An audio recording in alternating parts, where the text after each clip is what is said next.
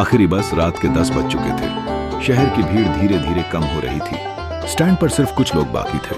आरव, जो एक multinational company में काम करता था, आखिरी बस पकड़ने के इंतजार में खड़ा था। थकान से उसका चेहरा ढीला पड़ चुका था, लेकिन उसकी आंखें बार बार मोबाइल की स्क्रीन पर जा रही थीं। हर कुछ मिनट में वह व्हाट्सएप खोलता और उसी एक चैट को देखता। अनुष्का। 2 महीने हो गए थे, अनुष्का से बात नहीं हुई थी। किसी गलतफहमी के चलते दोनों अलग हो गए थे, लेकिन आरव अब भी रोज उसका लास्ट सीन चेक करता। बस आखिरकार आ गई। आरव ने खिड़की वाली सीट ली। बस जैसे ही चलने लगी, उसकी नजर सामने वाली सीट पर पड़ी और उसका दिल रुक सा गया। वह अनुष्का थी। आरव का गला सूख गया। वह यकीन ही नहीं कर पा रहा था। इतने लंबे समय बाद अचानक इस तरह मिलना, जैसे किस्मत ने खेल खेला हो।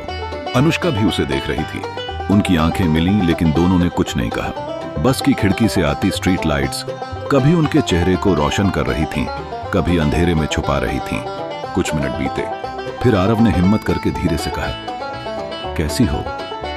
अनुष्का ने उसकी तरफ देखा। होंठों पर हल्की सी मुस्कान आई। अच्छी हूं, तुम? आरव ने सिर हिलाया। ठीक हूं, पर शायद इतना ठीक नहीं जितना तुम्हें दिख रहा हूं। अनुष्का की आंखें नम हो गईं। उसने खिड़की की तरफ देखते हुए कहा, कभी कभी हम अपनी जिद में उन लोगों को खो देते हैं जो हमारी दुनिया होते हैं। वो बस का शोर उस खामोशी को और गहरा बना रहा था। आरव ने जेब से एक छोटा सा कागज निकाला और उस पर कुछ लिखकर अनुष्का की तरफ बढ़ा दिया।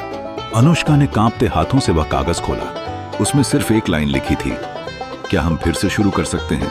अनुष्का की आंखों से आंसू बह निकले। उसने धीरे से वही पेन उठाया और जवाब लिखा, हाँ, लेकिन इस बार बिना किसी जिद के। बस रुक गई।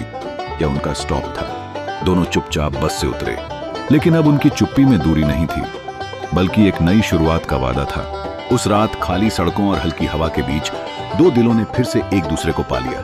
कभी कभी किस्मत भी आखिरी बस से सफर कराती है, ताकि मोहब्बत की मंजिल तक पहुंचा सके। रिछी, रिश्तों में जिद कभी कभी हमें अपनों से दूर कर देती है। अगर दिल सच्चा हो तो दोबारा मिलना सिर्फ वक्त का खेल होता है।